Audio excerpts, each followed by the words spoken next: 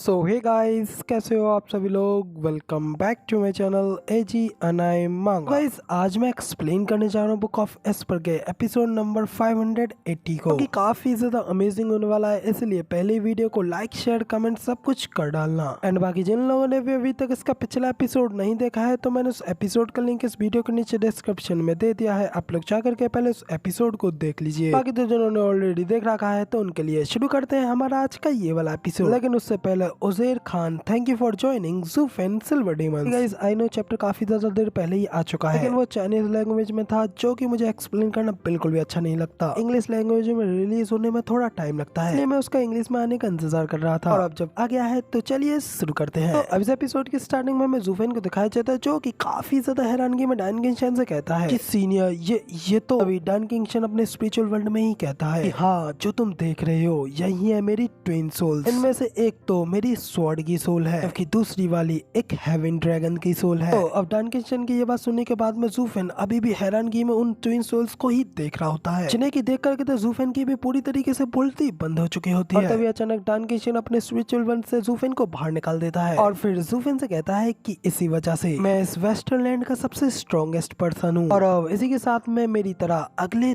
तुम होने वाले हो, क्योंकि अब तुम्हारे पास भी मेरी इन ट्विन सोल्स का राज आ चुका है। अब ये सुनकर तो ज़ूफेन भी एक इवल से स्माइल देते हुए अपने मन में कहता है ट्विन सोल्स की अपीयरेंस अभी तक बिल्कुल नहीं थी, यहाँ तक कि सीक्रेट डोमेन में भी नहीं थी, तो इसका मतलब इस मोर्टल डोमेन में भी कुछ काफी ज्यादा अच्छी चीजें हैं। तो इधर डान किंगशन आगे ज़ूफेन को बताता है कि यूजुअली तौर पर सोल फॉर्मेशन एक बार होती है और वो भी सिर्फ इथेरियल स्टेज पर, जो कि एक इंसान की सोल की कल्मिनेशन स्पिरिट होती है। मगर उनकी जगह पर ज़ूफेन हम लोग अलग हैं, क्योंकि हम लोगों ने अपनी कल्मिनेशन स्पिरिट को रेडियंट स्टेज में ही पा लिया और उससे अपनी सोल फॉर्म कर ली, और इसी वजह से हम लोग आगे अपनी सोल को एक बार फिर से फॉर्म करा सकते हैं। मगर लेकिन इस चांस के लिए कुछ कंडीशंस की जरूरत होती है, जिसमें कि पहली कंडीशन तो ये है कि तुम्हारी दूसरी सोल फॉर्मेशन तुम्हारी पहली सोल फॉर्मेशन से ज्यादा स्ट्रॉन्गर होनी चाहिए, और फिर तुम्हारी पहली सोल को तुम्हारी दूसरी सोल से इंटरफेरेंस करा करके उसे और भी ज्यादा मजबूत और भी ज्यादा हार्ड होना होगा। तो डान किंगशन की इस बात पर ज़ूफेन कहता है कि ये आसान है, क्योंकि ये ऑब्वियस है कि मुझे ये तो करना ही होगा, क्योंकि वैसे भी मैंने अपनी पहली सोल रेडियंट स्टेज में ही फॉर्म कर ली थी। इसलिए जब मैं अपनी इथेरियल स्टेज पर पहुंच जाऊंगा, मेरी सोलर स्पिरिट को भी मेरी कल्टीवेशन के हिसाब से ही ज्यादा स्ट्रॉन्गर होना चाहिए। तो इस पर डान किंगशन हंसते हुए कहता है कि दूसरों के लिए ये आसान हो सकता है, लेकिन तुम्हारे लिए ये एक चुनौती होगी। तो ये सुनकर तो ज़ूफेन भी कहता है कि ओ, तो इसका क्या मतलब है। तो डान किंगशन उसे बताता है ये चीज ट्विन सोल की सेकंड कंडीशन से रिलेटेड है। कोई भी माउंटेन सबसे ऊंचा नहीं हो सकता, क्योंकि दूसरी सोल को एक्सपेंड होकर के तुम्हारी स्पिरिट बनना है, इसलिए उसे तुम्हारी पहली सोल से ज्यादा स्ट्रॉन्गर होना चाहिए, ताकि वो तुम्हारी पहली सोल को सप्रेस करके खुद को फॉर्म करा पाए, वरना तो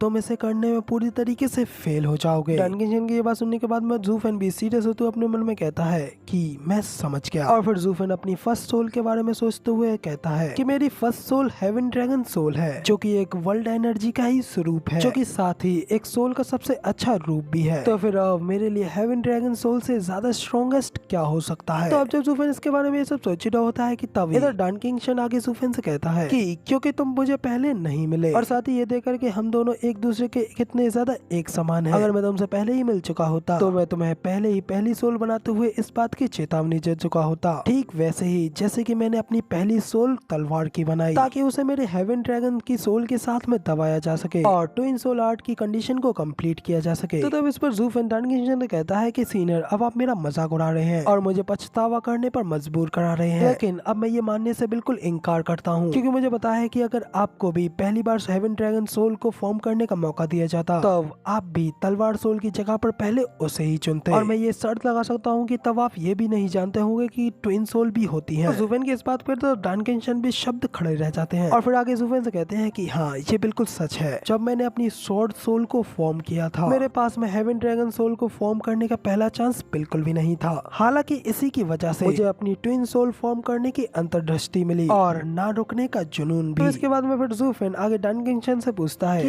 ये बताइए क्या होगा कि अगर मैं अपनी सेकंड सोल फॉर्म को भी हेवन ड्रैगन की सोल बनाऊं। तो इस पर डान किंगशन कहते हैं कि लड़के, तुम ये अच्छी तरीके से जानते हो कि एक पहाड़ दो टाइगर्स के लिए कभी काफी नहीं रहता, और अगर कोई इंसान अपनी ट्विन सोल भी बिल्कुल पहले की तरह सेम टाइप की बना लेता है तो ये सच मुझे उसके लिए बहुत ही ज्यादा कठिन परिश्रम होगा और यही कारण है कि एक आदमी में कभी दो बीस्ट सोल नहीं हो सकती। और अगर तुम चाहते हो कि वो एक साथ रहें, तो तब उन्हें अलग अलग चीजें होना होगा। और अगर तुम एक और हेवन ड्रैगन सोल को फॉर्म करने की कोशिश करोगे तो तब इस पर तुम्हारी पहली सोल फॉर्म बिल्कुल भी शांत नहीं बैठेगी, जो कि फिर हमें हमारी तीसरी कंडीशन की ओर ले जाती है। और उदाहरण के लिए अपने इस कमरे को ही ले लो। अगर कोई व्यक्ति तुम्हारे अलावा इस रूम में अंदर आ जाए जिसे कि तुमने पहले कभी ना देखा हो, तो उसे तुम परेशान हो जाओगे और उसे अंदर आने नहीं दोगे। जबकि अगर तुम्हारे रूम में कोई चींटी या फिर मक्खी अंदर आ जाए तो तब इस पर तुम जरा भी परेशान नहीं होगे। ऐसा क्यों है? ऐसा इसलिए है क्योंकि अपने हितों के लिए तुम उस चींटी या फिर मक्खी को अपने लिए बिल्कुल भी खतरा नहीं मानते हो। डनगिंशन की इस बात को ज़ूफेन इधर समझ जाता है और फिर कहता है कि हाँ, मैं समझ गया। दूसरे शब्दों में कहें तो heaven dragon soul sword soul को अपने सामने एक चींटी के अलावा और कुछ भी नहीं समझता। हेवन ड्रैगन सोल क्लियरली तौर पर एक स्ट्रॉन्गेस्ट कोर है, इसलिए उन दोनों सोलों को अपने हितों को लेकर के एक दूसरे से कोई भी कॉन्फ्लिक्ट, कोई भी झगड़ा नहीं होता, जिसके परिणाम स्वरूप हर जगह शांति होती है। तो ज़ूफेन की इस बात पर डनगिंशन कहता है, हाँ बिल्कुल एग्जैक्टली बच्चे, मैं यही कहना चाहता था। और जब वो दोनों सोल्स एक दूसरे के साथ में यूनाइट हो जाती हैं, तो उनके एक साथ मिल जाने के बाद में वो दोनों सोल और भी ज्यादा स्ट्रॉन्गेस्ट होकर के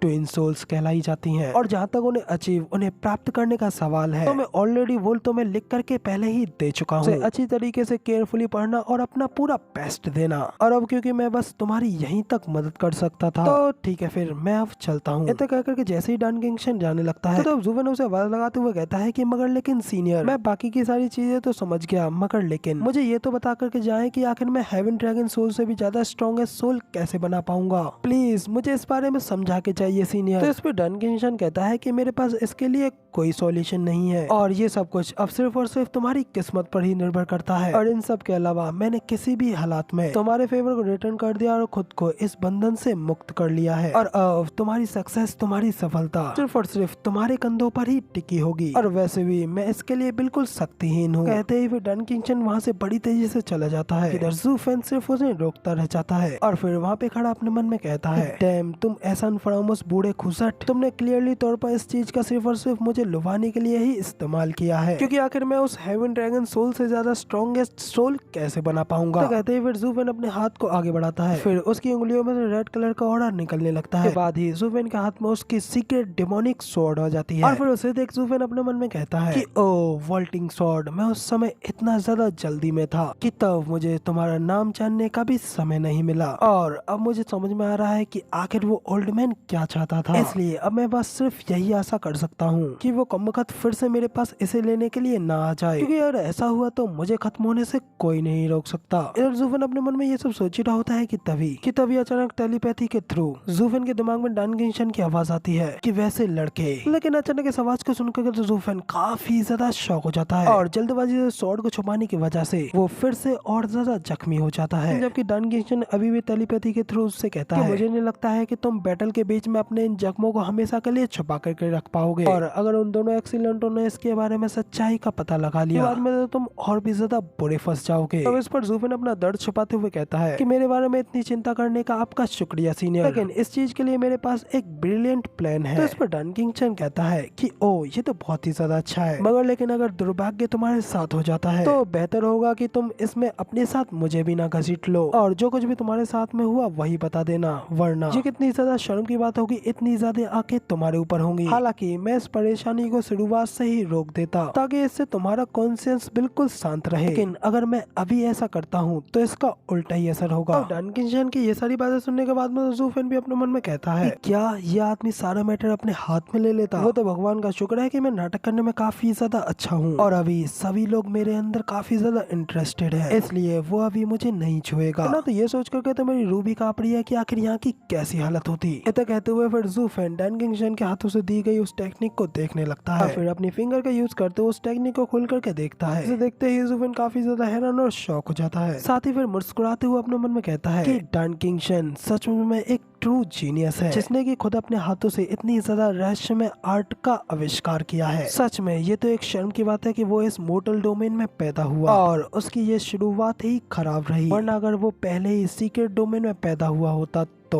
अब तक तो वो एक माइटी सेंट लेवल तक पहुंच चुका होता। तो फिर अब इसी के साथ में हमारा सीन चेंज होता है। फिर अगला दिन वापस से उसी दिन उस अरीना का होता है, यहाँ पे कि अब आगे की फाइट शुरू होने वाली है। और इसी के साथ में हमें ज़ू फेन के सुपीरियर 3 सेक्टों के ओपोनेंट्स को भी दिखाया जाता है, जो कि ऑफ कोर्स एक यानमो का सेक्ट होता है, दूसरा हमारा वो किंगी और ये लिंक का, और तीसरा होता है हमारा बड़बोले का सेक्ट। इसी के साथ में उनके सामने हमें दूर फेरी सुई और सिस्टर चुचू को दिखाया जाता है। तो फेरी सुई और किंग चैन से कहती है, किंग चैन देखो यहाँ पर सुपीरियर 3 सेक्ट्स भी आ चुके हैं, देखो जो सही वो लोग भी कितने ज्यादा सीरियस लग रहे हैं और लगता है कि अब उन्हें भी इन मैचेस में काफी ज्यादा खतरा महसूस हो रहा है। तो सिस्टर मुझे बताओ, क्या तुम्हें भी सच में यही लगता है कि डीमंस गेमिंग सेक्ट सच में सुपीरियर 3 सेक्टों के लिए कोई खतरा होगा, और क्या साथ ही वो उन्हें हरा करके हजारों सालों की हिस्ट्री को चेंज कर पाएंगे? तब इस पर हमारी सिस्टर जो भी अपने आशिक पर एकदम बावली होते हुए कहती हैं कि मुझे यकीन है जब वो अपना कदम रखेगा तो तब उसके सामने किसी की भी पोजीशन सेफ नहीं रह पाएंगी।